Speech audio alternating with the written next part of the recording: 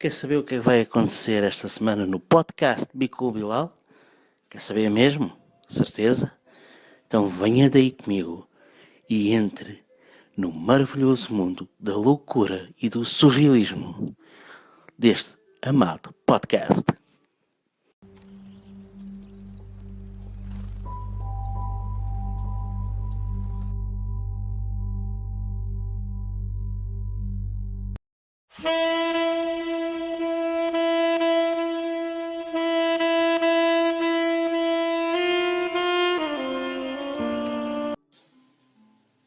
Senhoras e senhores rádio ouvintes, estamos mais uma vez a caminho de sexta-feira. Mais uma semana de trabalho, de agitação e de cansaço que se aproxima da sua conclusão. E nós aqui estamos, como sempre, para lhe dar mais um bocadinho de ânimo, de alegria e de boa disposição, que vos ajudará a fechar mais esse ciclo com chave de ouro. Bico Bilal é o programa que neste momento está a sintonizar e desde já lhes damos as boas-vindas.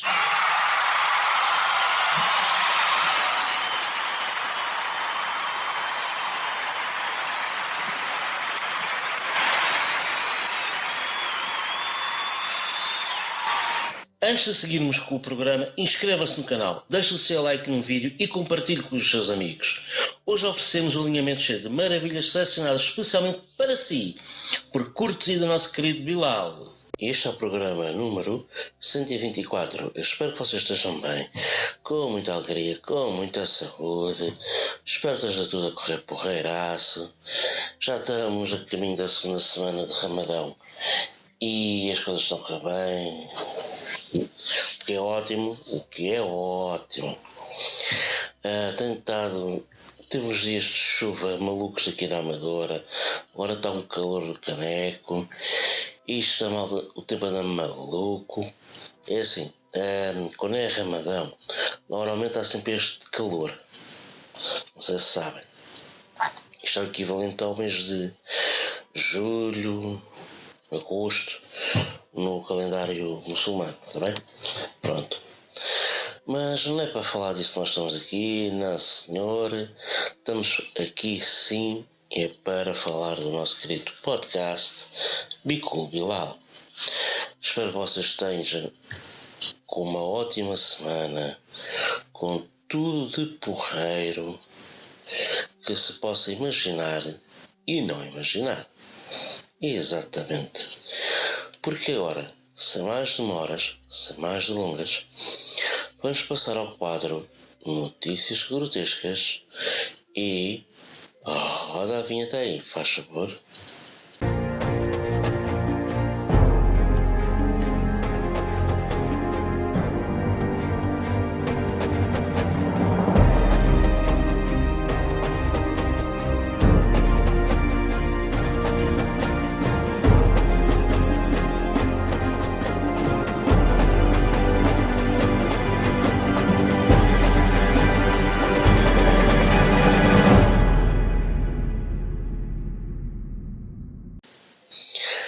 A notícia grotesca desta semana diz assim: pombo alemão apanhado em excesso de velocidade.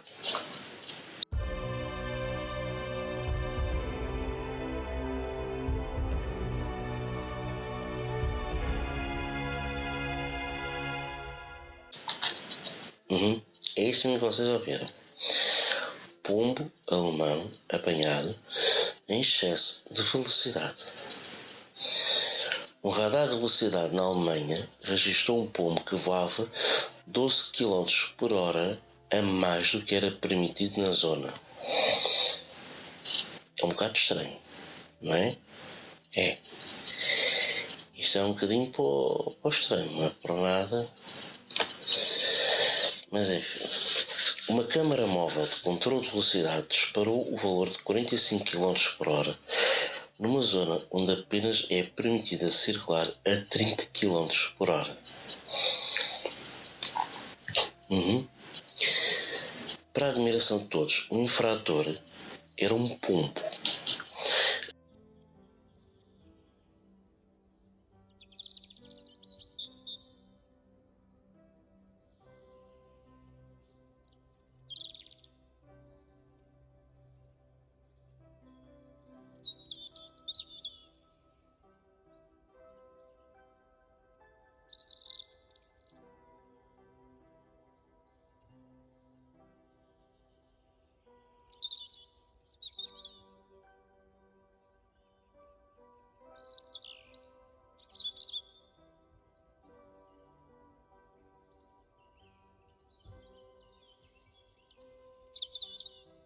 autoridades alemãs da cidade de Bocholt, perto da fronteira com a Holanda, publicaram semana passada a fotografia do acontecimento que desde então se tornou viral.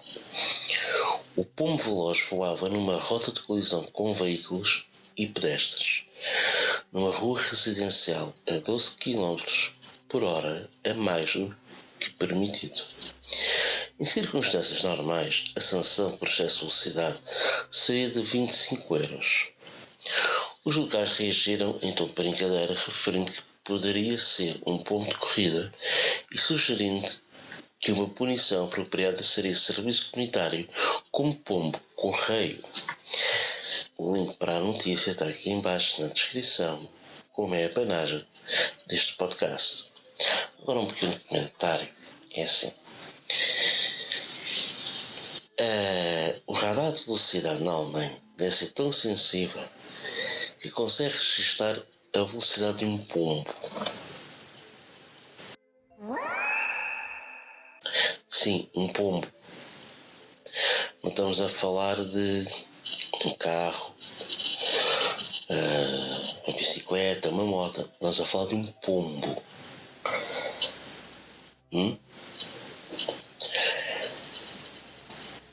E disparar o valor de 45 km/h, onde é somente permitido andar a 30 como máximo.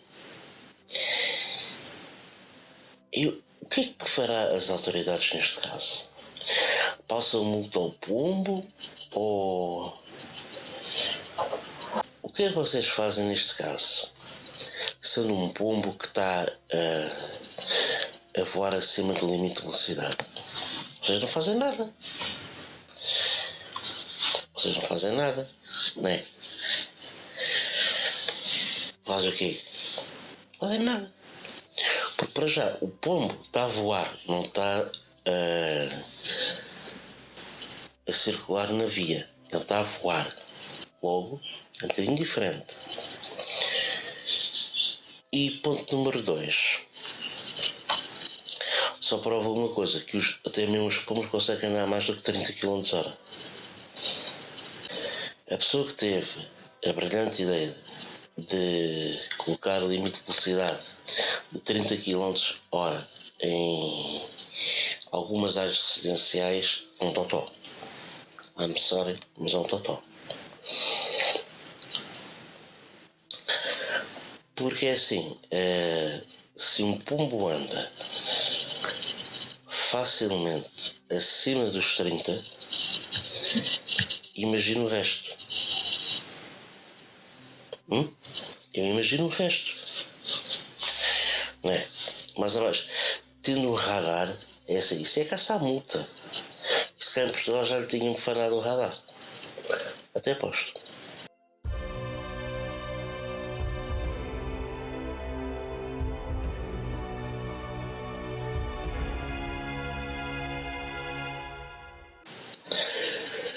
Bem, e pela notícia grotesca, pelo pombo que é marado da cabeça, eu quero pedir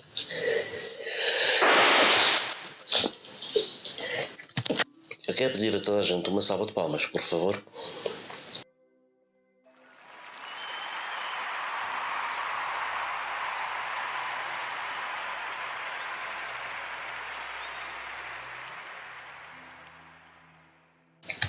E agora vamos passar ao quadro Frase do Dia. Não se esqueçam que para a próxima temporada a frase do dia vai se chamar Momento Zen, está bem? Ou bem, não se esquecer. Então é assim. Lutar pelo amor é bom, mas alcançá-lo sem luta é melhor. Interessante. Nenhuma oração feita com fé é em vão. Exato. Que os motivos para sorrir sejam sempre maiores do que os para chorar. Boa. Então é assim. Que os motivos para sorrir sejam sempre maiores do que os para chorar. Sim, convém.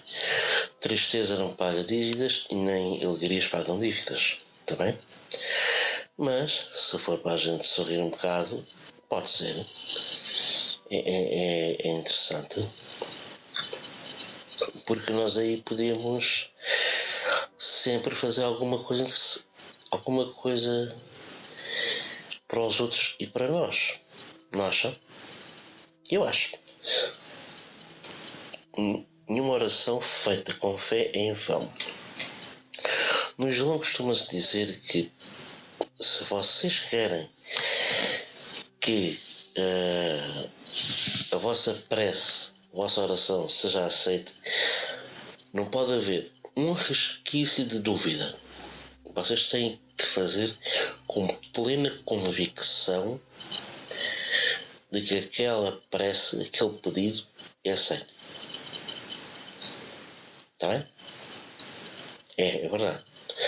Lutar pelo amor é bom, mas alcançá-lo sem luta é melhor. Pois, porque às vezes lutarmos pelo amor, nós saímos ferrados. É verdade, nós saímos ferrados. E ao sairmos ferrados, nós ficamos tramados. Para nós outra coisa. Porque é assim. Não sei se já vos contaram, mas há aquela história no Japão em que duas pessoas que estão destinadas uma para a outra têm no tornozelo um fio vermelho ligado entre o tornozelo da pessoa A ou da pessoa B. Esse fio pode dar voltas, pode torcer, pode dar nó, mas nunca quebra. Nunca. Isso é interessante. Porque aquela pessoa que nós estamos destinados a amar, ou a ser amado por, é aquela e não há outra fuga. E normalmente os japoneses nesse aspecto nunca falham. Nunca. É muito raro eles falharem. Está bem? Ótimo. E por causa da frase lutar pelo amor é bom, mas amar sem ter que lutar ainda é melhor. Aliás, é lutar pelo amor é bom, mas alcançá-lo sem luta é melhor. Quero pedir a toda a gente uma grande salva de palmas, por favor.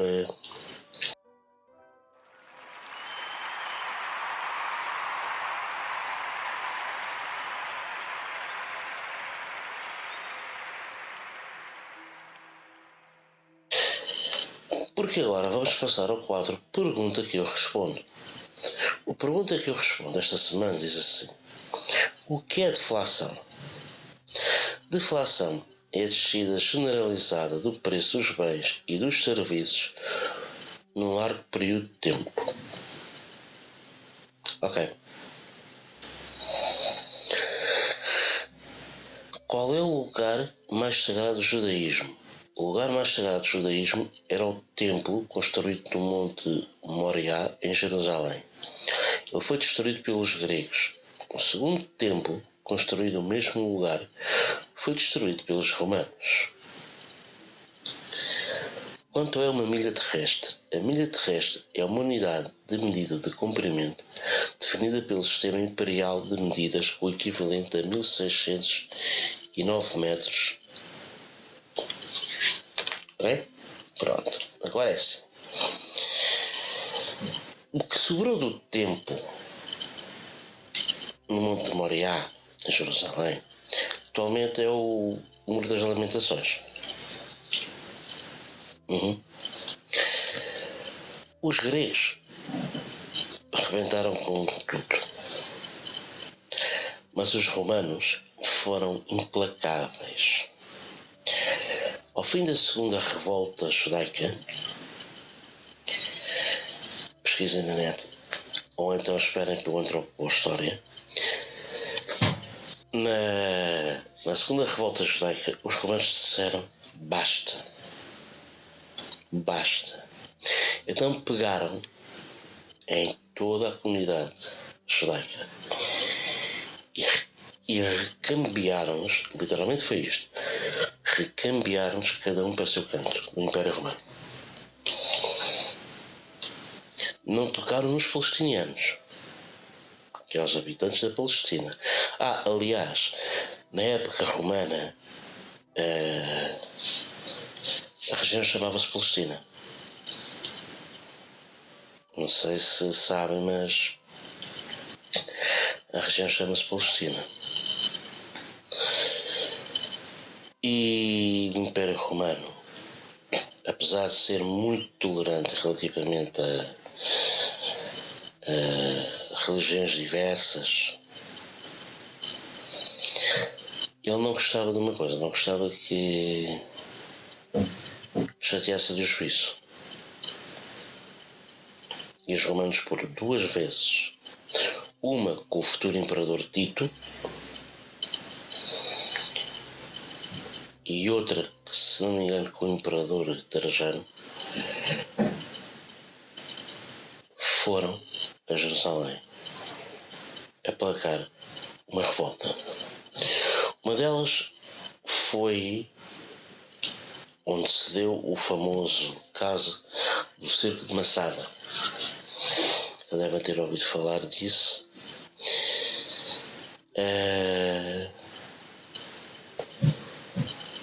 Em que as pessoas estavam dentro da fortaleza de Massada, foi criada por Herodes. As pessoas estavam dentro dessa fortaleza, mataram-se.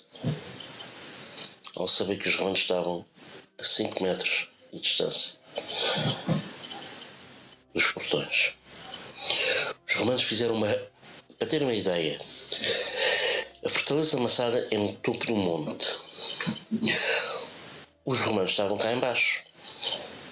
Então os romanos, práticos como eles eram, não foram tomados. Fizeram uma rampa a partir de uma montanha perto.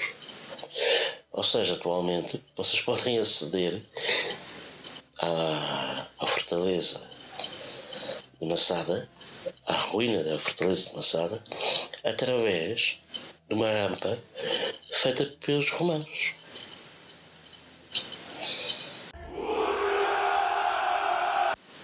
É simples. Mas isso a gente está a falar na antropostória, está bem? A milha terrestre tem 1609 metros. Eu não sei porque é que eles no sistema imperial ainda existem, porque só 3 países é que não usam o sistema imperial. É os Estados Unidos, acho que é a Birmânia e a Serra Leoa, ou a Libéria. Sei que é um país africano que não usa. Só 3 países é que não usam sistema métrico.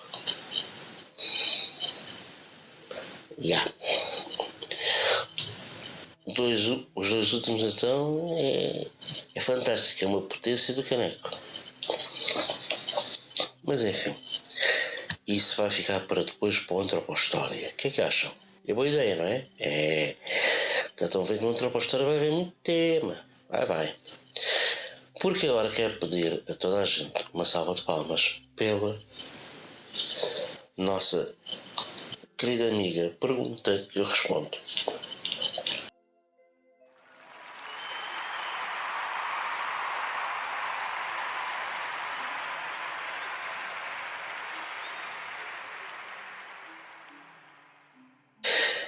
Porque agora vamos passar ao quadro O que é fixe, o que é chips. O que é fixe, o que é chips esta semana diz assim: fixe é fazer amor, chips é dormir sozinho. Exatamente. Fixe é novela Ratatouille, chips é as novelas da TV. Boa. Fixe é ver canais do YouTube, chips é ver TV. Exatamente. E mais a mais agora, as televisões só falam sobre as eleições europeias, que é dia 26.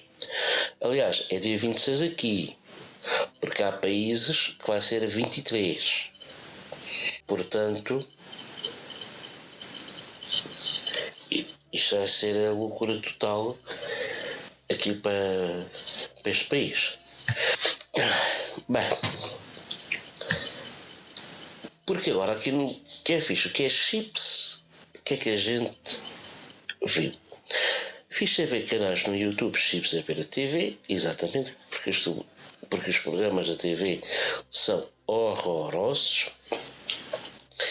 Fiz a novela Ratatouille, Chips as novelas da TV, exatamente, porque as novelas da televisão vê-se que quem faz os diálogos não sabe, ou não sabe escrever, ou não sabe como é que as pessoas falam, que é tudo muito artificial, não é por nada. Eu sempre disse que as novelas, especialmente as novelas portuguesas, são muito artificiais. Muito. Não é que não sabem representar o problema, não é o saber representar. O problema é o tipo de diálogo. Que ninguém fala daquela maneira. E ninguém se veste daquela maneira em casa. Se alguém que produz novelas está-me a ouvir, é assim, até estas recomendações. Não é pôr Alexandre Alencastre a andar de saltos altos de saia travada e camisa não sei de quê às 11 da noite para ir para a cama. Não. É pôr de pijama ou de camisa de dormir. Está bem? Ótimo. Fiz-te a fazer amor, chips, a dormir sozinho. E exatamente. Porque pelo menos dormir sozinho é um bocado chato. E tendo alguém com que fazer amor sempre é ótimo. Mas não seja como aquelas que dizem solteira sempre, sozinha nunca. Porque isso quer dizer que toda a gente come, mas ninguém te assume.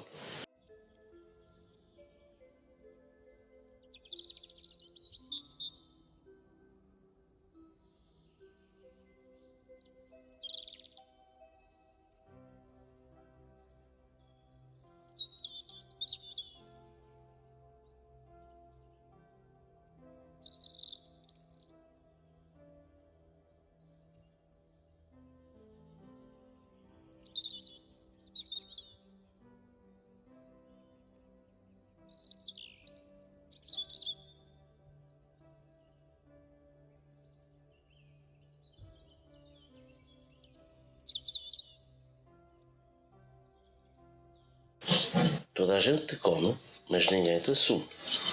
É simples. Tá? Boa. Sei que é. Sei que eu gosto. Porque agora vamos passar a um pedido grande de uma salva de palmas, por favor.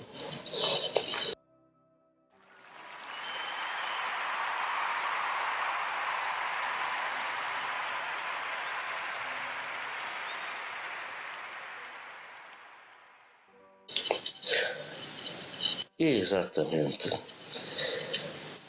Que é esta história de a novela Ratatouille, que é fixe, e chips as novelas da TV. Merece outra salva de palmas, não merece? Mandei outra vez, desculpem lá.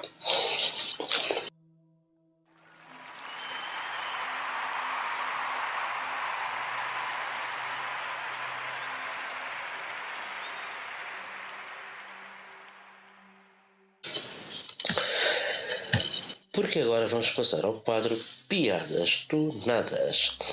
Aquele quadro de piadas que são tão secas, já não sei. Enfim. Dois tomatinhos iam atravessar a rua e um disse para o outro: cuidado, vem um carro.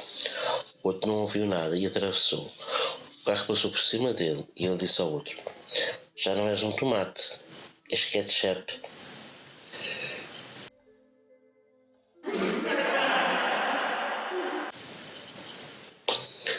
O rapaz diz para o outro: faz uma coisa? Não, diz lá. Vá.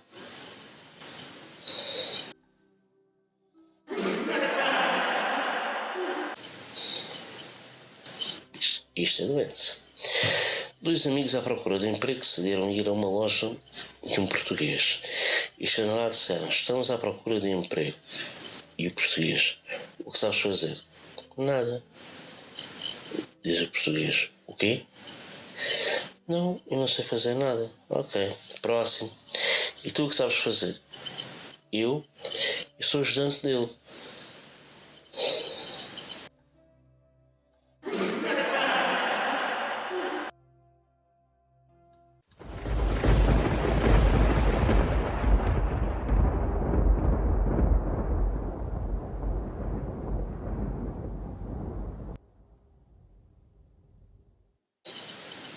quê? Está na hora dela?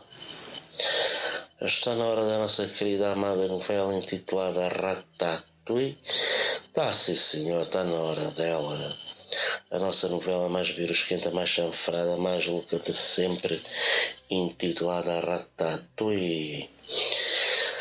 124º capítulo da novela e 20º capítulo da 5ª temporada. Estamos a aproximar a passos largos do final da 5ª temporada. Se é o final do programa ou da novela, não sei. Mas lá que estamos já ao fim da 5ª temporada, estamos. Ok, tá bom. Mestre, põe a música, faz favor. Obrigado. 124º capítulo da novela Ratatouille. Debaixo do terreno do Palácio de Saeva, ou Bonnie, uma autêntica base militar gigantesca encontra-se instalada. Ela é dormitórios, cantina, pátio central e até um hangar enorme onde estão as naves dos soldados da vila. Ao lado existe um conjunto de saídas por onde circula o ar da superfície. Tudo é iluminado artificialmente, com um plasma de Neptuno que, por sua vez, alimenta as milhares de lâmpadas que se encontram no teto da caverna artificial. À superfície, um pouco distante, está a ser erigida uma espécie de fábrica ou oficina, onde o alter ego da Ratatouille está a ser construída. Somente a vilã sabe as reais dimensões da nave, assim como o seu formato, mas ainda é cedo para ela anunciar ao mundo, em especial aos nossos amigos, o seu novo brinquedo. O que se sabe é que a nave é imensa e gigantesca. Maior que a Ratatouille. Sim, a nave da vilã é maior que a nave mãe dos nossos amigos. O que se sabe é que a nave é de cor cinza escura, mais nada. A forma da nave ainda não é conhecida, pois ainda estão a fazer a oficina ou fábrica. Para ser uma ideia, a oficina, todos os funcionários anseiam pelas plantas da nave para começar a construção do cavername e do casco da nave. Saeva, ou Bonnie, encontra-se de pé com o seu famoso fato, mas com cara de poucos amigos. O que faz ela? Faz esboços da futura nave, tantos até acertar com um que lhe agrade e de garantias da vitória sobre os nossos amiguinhos. Entra a publicidade. Está a gostar da nossa programação? Está a gostar da nossa programação? Agora vai fazer o seguinte. Ótimo. Vai fazer agora pausa vai fazer no programa. Vai fazer pausa vai no programa. Está a dizer inscrever-se. Vai aonde está clica a dizer nesse botão vermelho. E depois clica no sininho que está ao lado. Depois clica no sininho que está ao lado. Deixa o like. Depois eu espero, tá bem? Deixa o like. Eu estou à espera. Vá. Eu espero, tá bem? Eu estou à espera. Vá. Já está? Ótimo, porreiro. Já está? Agora vamos voltar à nossa programação e ao podcast mais louco, mais amado do universo. Podcast mais louco, podcast amado, Mico Bilal. Universo. Pode voltar a dar play. Mico Bilal. Pode voltar a dar play. A construção da oficina avança a um ritmo impressionante. Turnos de 24 horas são impostos para manter o ritmo elevado na construção da oficina. Até mesmo porque a construção da nave de Saeva, ou Bonnie, estava dependente da conclusão das obras de levantamento da oficina. A nossa vilã ia orientando pessoalmente, nos intervalos dos esboços, claro, as obras daquele imenso local. Como eram as suas dimensões, eram assustadoramente enormes. Um único andar, abaixo do chão, com 1500 metros de fundo, uma largura de 5 km e um comprimento nada mais, nada menos que 12,5 km.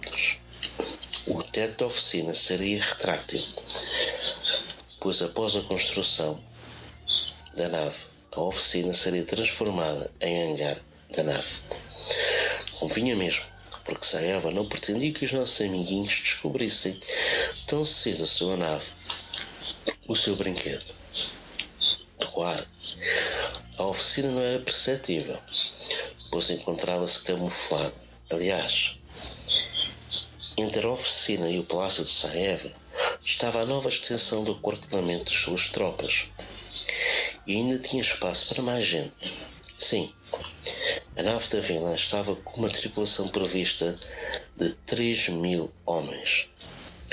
O suficiente para provocar estragos não somente no planeta Terra, mas também para fazer estragos no seu planeta natal, Ra, conquistar Jor e dominar as riquezas, povo desse planeta. Quem sabe, mesmo tentar dominar o universo por completo. Os nossos amigos da sua Ratatouille não sabem o que os espera, pois o que a vilã fizesse eles não sabiam. E o marido incauto de Saeva muito menos sabia o que se passava no quintal do seu palácio. A Ratatouille circunnavega o planeta na ignorância do futuro. E este foi o curto capítulo número 124 da novela mais louca, mais pirosquenta, mais chanfrada de sempre, intitulada Ratatouille. Eu quero pedir a toda a gente uma grande salva de palmas, por favor.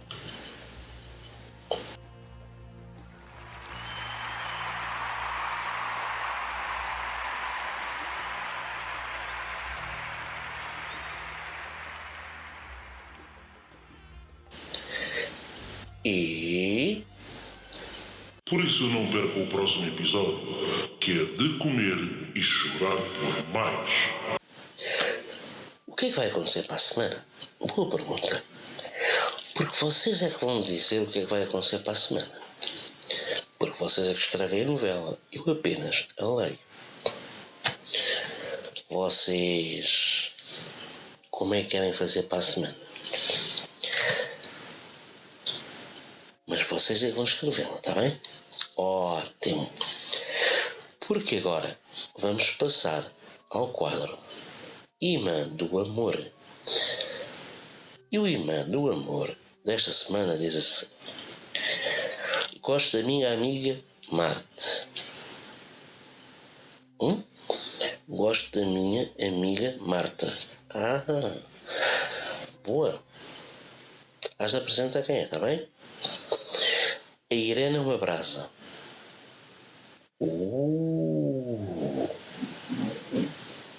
Eu conheço uma Irene que é uma brasa, é. Queria conhecer a Maria Lúcia.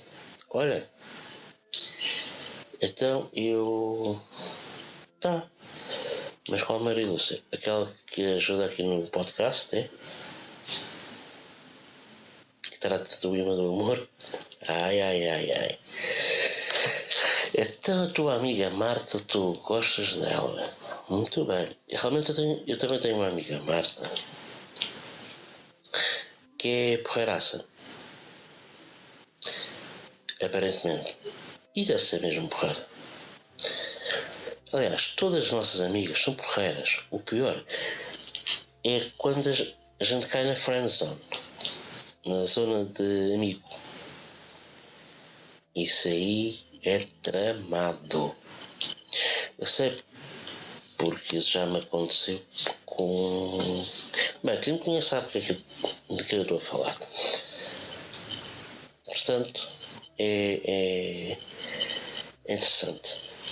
A Irene é uma brasa e há... Imagina, deve ser uma brasa, mas uma brasa... Tá bem, sim senhor. Muito bem. E por causa do imã do amor, eu quero pedir a toda a gente uma salva de palmas, por favor.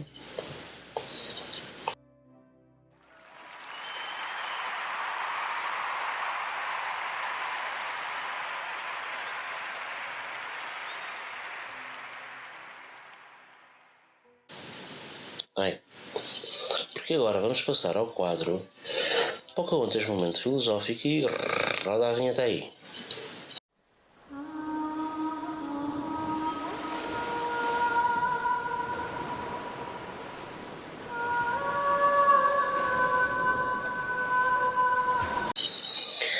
Exatamente. Estamos no Pocahontas Momento Filosófico. O tema é iluminação espiritual. Subtema: iluminação espiritual nas tradições seculares ocidentais. Na tradição filosófica ocidental, a iluminação é vista como uma fase na história cultural marcada por uma convicção pela razão, normalmente acompanhada pela convicção em rejeitar a religião revelada ou institucional. De acordo com o filósofo Gonçalo Mayos, hoje não poderemos destacar uma definição única, como pretenderam fazer os grandes estudiosos clássicos, como Hegel, Cassier e Hazard.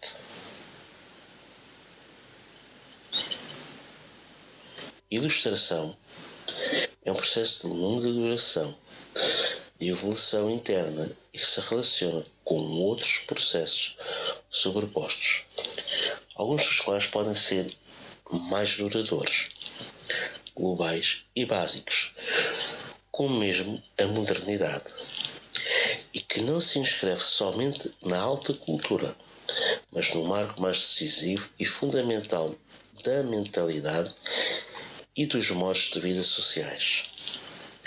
As ideias e a sociedade ilustradas não aparecem em todas as partes iguais ao mesmo tempo. Os contextos sociais, culturais, económicos e políticos são muito diversos e são a causa que nos obriga a falar de uma multiplicidade de ilustrações que os estudiosos normalmente designam com os termos das diversas línguas. Enlightenment, para o mundo anglófono, muitas vezes especificado a especificidade escocesa, irlandesa ou americana. Lumière, para os francófonos. Aufklärung, para os países de língua alemã. Lumi, para os países de língua italiana. Lucis, nos países de língua castelhana. Ou seja, na tradição filosófica ocidental, a iluminação espiritual é vista como uma fase na história cultural, marcada por uma convicção pela razão, normalmente acompanhada pela convicção em rejeitar a religião revelada ou institucional. Quer dizer, para a filosofia ocidental,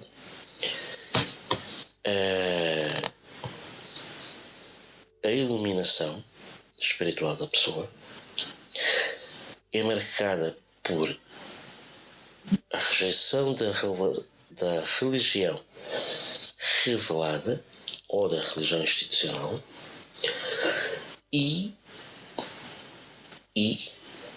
é marcada pela convicção, pela razão. Ou seja, na tradição filosófica ocidental, só se atinge verdadeira iluminação espiritual se a pessoa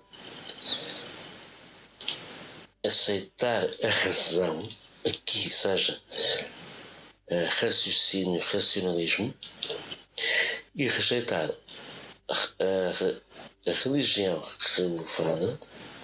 revelada ou então institucional. Espera aí, eu estou assim um bocadinho blá, mas dane-se, tá? Tenham calma. Que isto... A iluminação espiritual na tradição filosófica ocidental é marcada por uma convicção pela razão, que é também acompanhada pela rejeição da religião revelada ou institucional. Aqui, a religião institucional é aquela religião do Estado, não quer dizer que seja catolicismo, judaísmo ou islão. Pode ser qualquer coisa. Qualquer coisa. Até pode ser religião de Estado romano, por exemplo. Pode ser religião pagã, por exemplo.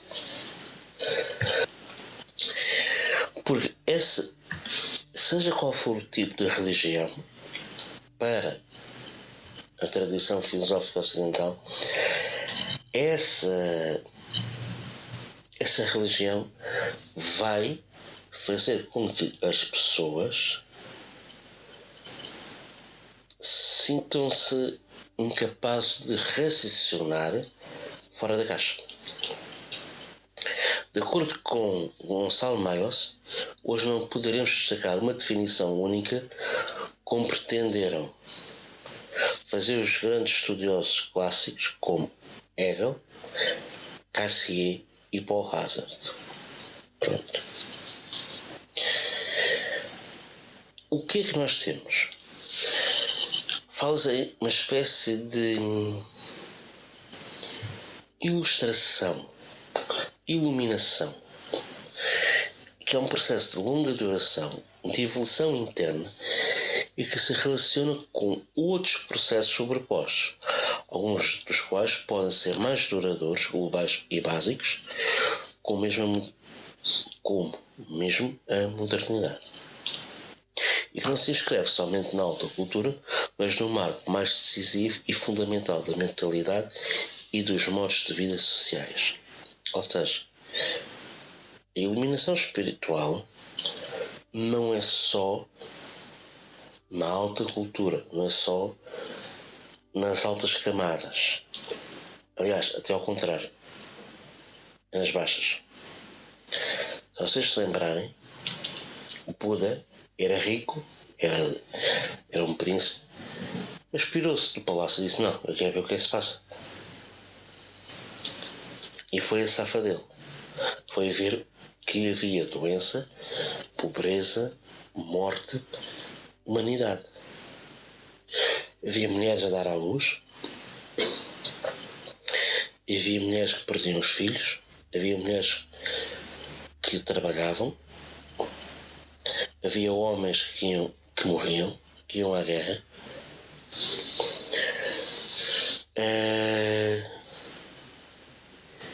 Ele percebeu que havia um conjunto de coisas, um conjunto de fatores que modelavam a própria sociedade. E depois deu aquela história que eu contei-vos na semana passada: o ciclo nasce, sofre, morre e renasce, até perceber qual foi o erro. E a pessoa fez. As ideias e a sociedade ilustradas não aparecem em todas as partes iguais e ao mesmo tempo. As ideias e a sociedade ilustradas não aparecem em todas as partes iguais e ao mesmo tempo. Os contextos sociais, culturais, económicos e políticos são muito diversos e são a causa que nos obriga a falar de uma multiplicidade de ilustrações que os estudiosos normalmente designam com os termos das diversas línguas. Ok. Elas não aparecem só na alta cultura, aparecem também na baixa cultura, e quando aparecem nas sociedades iluminadas, naquelas sociedades em que se atingiu uma espécie de iluminismo, poderemos falar sobre o iluminismo noutra história, mais lá para a frente. Nem sempre aparece ao mesmo tempo e da mesma maneira. Os contextos sociais, culturais, económicos e políticos são tão diversos, são tão diferentes,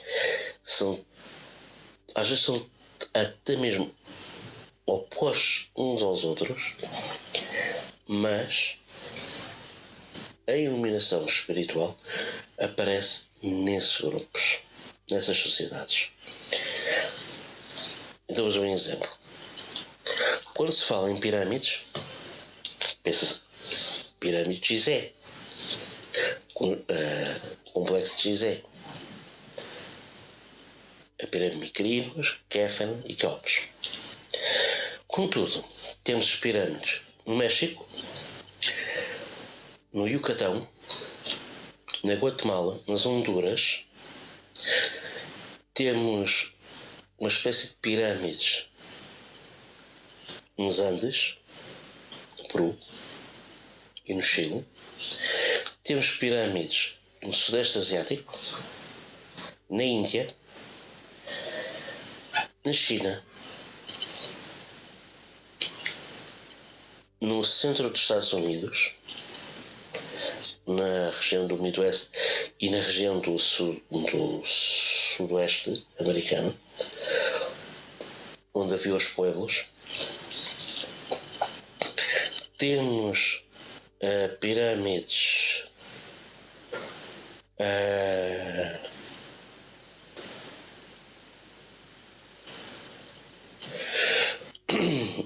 mais Sudão, Egito, pronto. Porque quando se fala em pirâmide, e depois há aquelas teorias da conspiração que dizem que as pirâmides, aquilo não é nada senão um receptáculo para receber energia espacial, não sei de onde. Isso é treta, ok? Pronto. Agora, o que é que vai acontecer? Acontece que apareceu um conjunto de civilizações que criaram pirâmides. Para mim, as mais perfeitas é as do Egito, é verdade. Mas há pirâmides, por exemplo, na América Central, que vocês ficam loucos. A inclinação, especialmente nas pirâmides do Yucatán,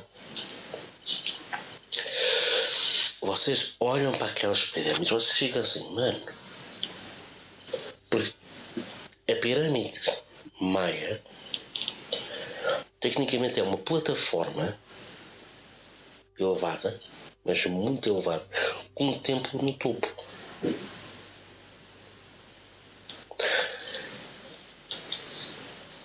Outro exemplo é os zigurates da Mesopotâmia, que foram das primeiros edifícios grandes da humanidade, considerado como pirâmide. Ok? E também tinha um templo no topo. É curioso. Quase meio mundo de diferença e a base é a mesma. Agora, como é que é dizer? Se vocês acham que o contexto social, cultural, económico, político, por ser diverso, toda a gente vai acabar por fazer a mesma coisa, olha que não. Porque isso, a antropologia chama-se determinismo. E o facto de uma civilização fazer uma coisa e outra fazer outra não quer dizer que haja um efeito borboleta. Pode haver coincidência. Ou terem tido conhecimento através de sabes o quê, que tal povo em tal sítio fez uma coisa e que está a resultar e que estes querem experimentar. Pode ser assim, pode ser que sim, pode ser que não. Mas não esqueçam de uma coisa. Olhem para as pirâmides maias, olhem para as pirâmides egípcias, são totalmente diferentes.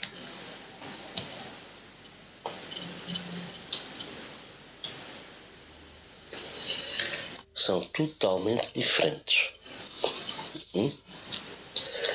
Não tem nada a ver uma coisa com a outra. Porque para este período de iluminismo, de iluminação, costuma-se usar várias expressões para as línguas que nós estamos a referir. Iluminismo em português, luces para os países de língua castelhana,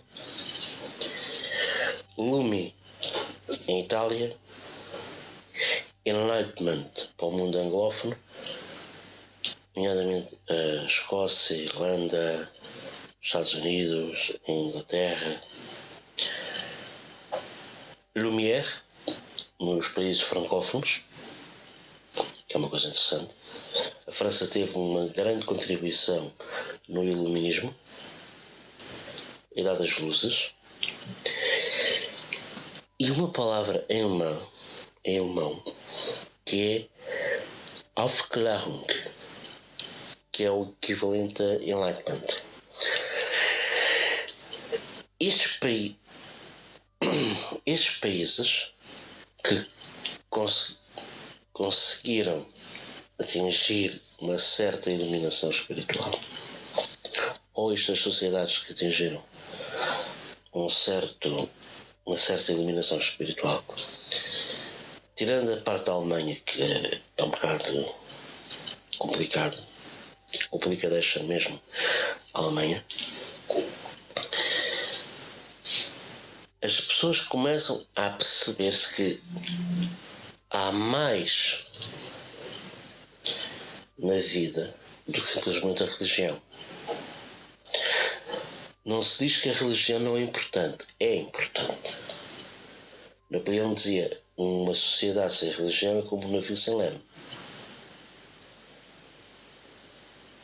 Uma sociedade sem religião é como um navio sem leme. O navio não consegue navegar sem leme. Fica estático. Ok? Pronto.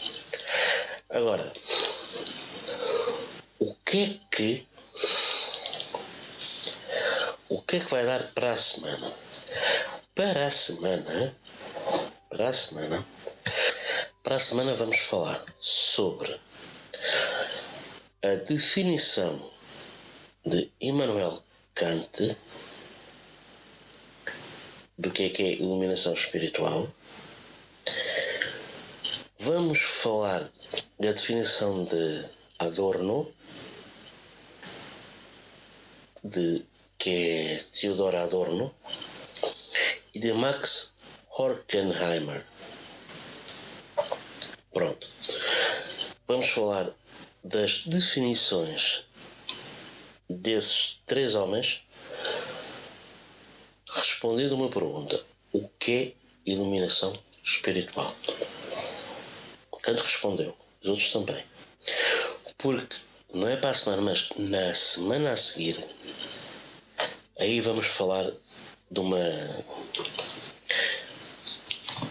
área muito curiosa da iluminação espiritual, que vai ser o sufismo.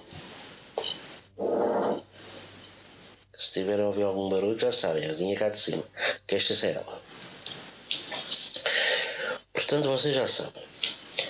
Na tradição filosófica ocidental, a iluminação espiritual é vista como uma fase na história cultural, marcada por uma convicção pela razão, normalmente acompanhada pela convicção em rejeitar a religião revelada ou institucional. Hoje não podemos destacar uma definição única, como queriam fazer os grandes estudiosos clássicos. É um processo de longa duração de evolução interna e que se relaciona com outros processos sobrepostos e que não se inscreve somente na alta cultura, mas num marco mais decisivo e fundamental da mentalidade e dos modos de vida sociais. As ideias da sociedade iluminadas, não aparecem em todas as partes iguais e ao mesmo tempo. Os contextos sociais, económicos e políticos são muito diversos e são a causa que nos obriga a falar de uma multiplicidade que estudiosos normalmente designam com os termos das diversas línguas, seja Enlightenment, Aufklärung, Lumière, Lucis, Lumi ou Iluminismo. Tudo isto, vocês vão entender depois, para a semana, o que Kant, Immanuel Kant, em Königsberg, dizia o que era o Iluminismo,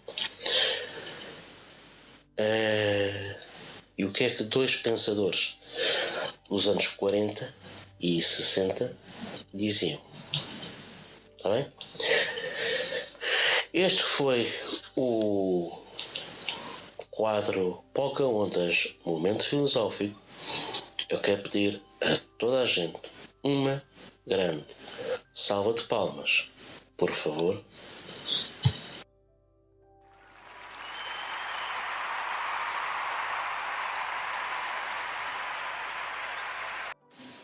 E agora é hora da despedida. Aquela hora que custa mais e custa tanto para nós. Ai, meu Deus, então é assim. Senhoras e senhores rádio ouvintes, como o tempo voa, e assim também voa este programa de rádio. Desde os nossos estúdios, até onde quer que se encontre a escutar-nos, seja em casa, no trabalho, no carro, nos transportes, na escola. Mas infelizmente o nosso programa fica hoje por aqui. Se gostou deste podcast, subscreva este canal, deixe os seus comentários abaixo, compartilhem o vídeo, ativem o sininho aqui em baixo para receber novos vídeos além deste programa. E não se esqueçam de dar o seu gosto, like, joinha, whatever, porque assim estão a ajudar e muito. Vamos levar este programa cada vez mais longe e cada vez mais perto do nosso coração. Clique no vídeo que vai aparecer no final do lado direito do seu ecrã e faça maratona, porque não há mais nada para fazer. Aldo é chato, o chefe é enfadonho, vai ficar preso no trânsito durante 1 hora. Faça isso e continue a ver os vídeos deste canal. Desejo a todos um ótimo fim de semana. Fiquem bem, fiquem em paz, fiquem com tudo. Eu faço tudo o que amo tudo o que eu faço. Abraço para os rapazes, beijinho para as meninas e até para a semana, pessoal.